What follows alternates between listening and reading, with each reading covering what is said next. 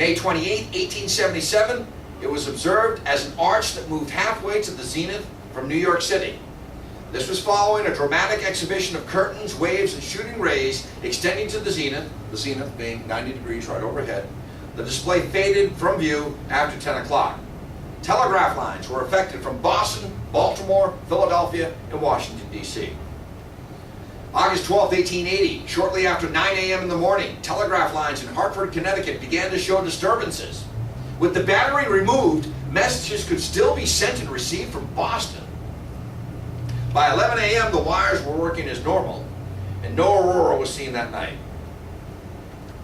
Now, if we look at the international sunspot number, you'll see a severe dip here in the 1816 period, meaning it was a very weak sun. And what we're talking about the period is when the sun is awakened here. There's an aberration there, 1816. Astronomers who count sunspots have announced that 2009 is now the blankest year of the space age. You can see that compared with other spotless years. In 2009, the sun had been blank, i.e. had no visible sunspots, on 260 or 71% of its days of the year. To find a year with more blank suns, you have to go back to 1954, 3 years before the launch of Sputnik, when the sun was blank 241 times. 2009 surpassed 2008 with blank sun days, the two blankest years since the early 19th century, back to back no less.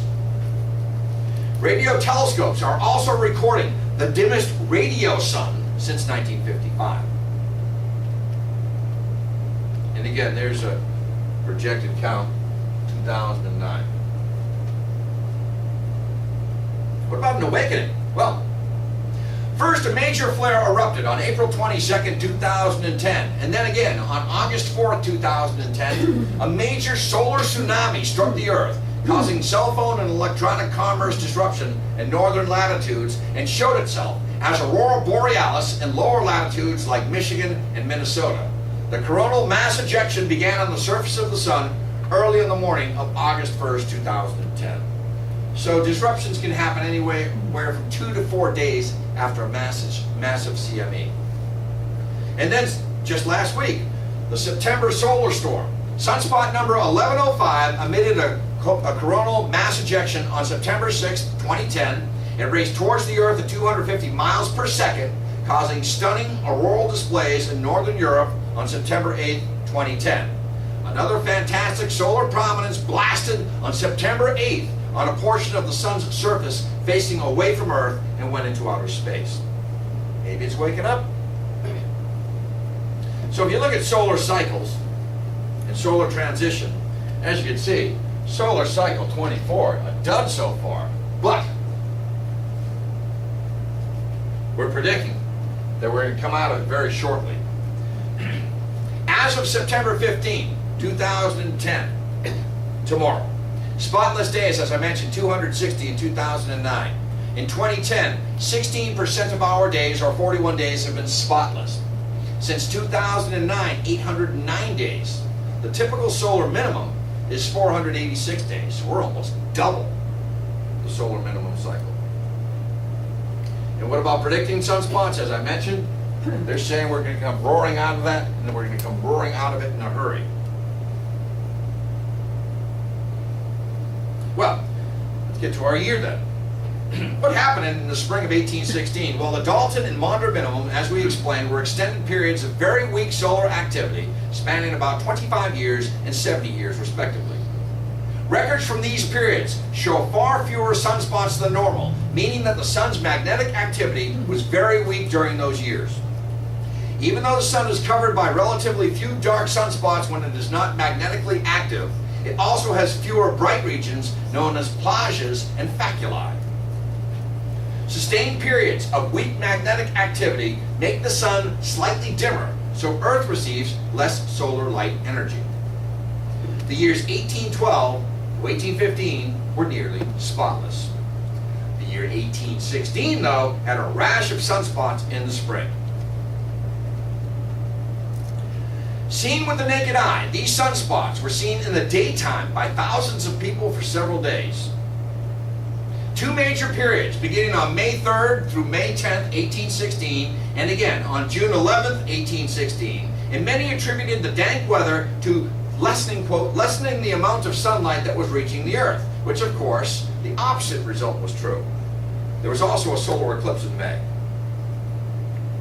A little story here. All ye who tell thy stars do wink, come ease my fears. What means the spot that folks may think so strange appears? As if within this ball of fire some hole were dug, or something black had settled there, like any bug. That was in the Connecticut Herald of 1816.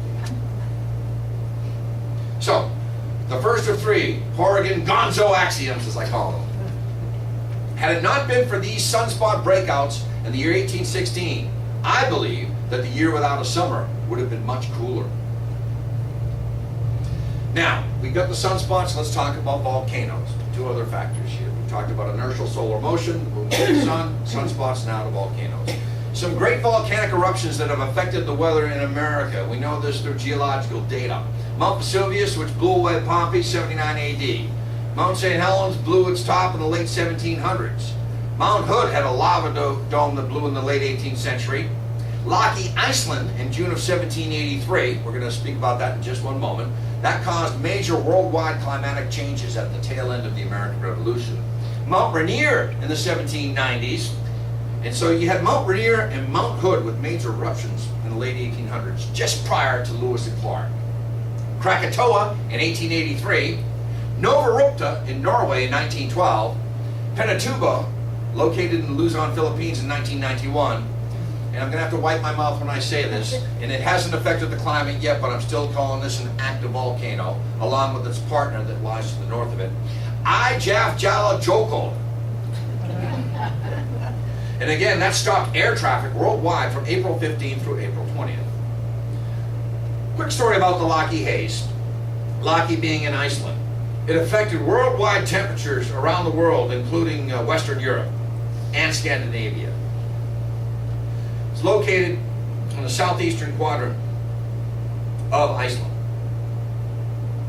Well, Lakagígar, Iceland, erupted in 934 to 940 AD, and again on June 8, 1783, and throughout 1784. Point being here, it's almost dormant for 1,700 years before it melts. Or 800 years. That's a picture of the volcano.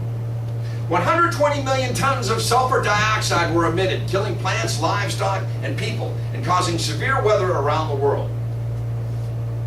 In North America, the winter of 1784 was the longest and one of the coldest on record.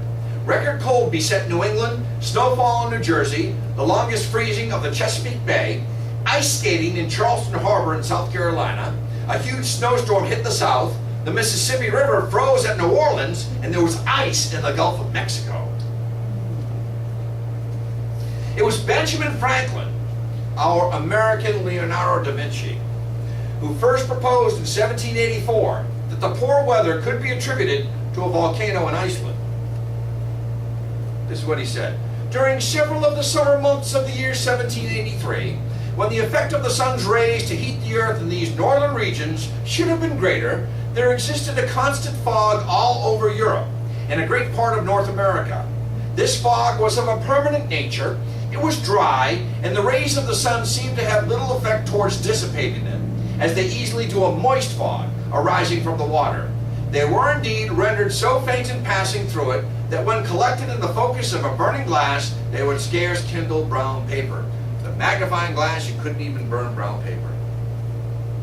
The cause of this universal fog is not yet ascertained, or whether it was the vast quantity of smoke, long continuing, to issue during the summer from Iceland, and that other volcano which arose out of the sea near that island, which smoke might be spread by various winds over the northern part of the world, is yet uncertain. He's guessing that it came from Iceland, and he is correct.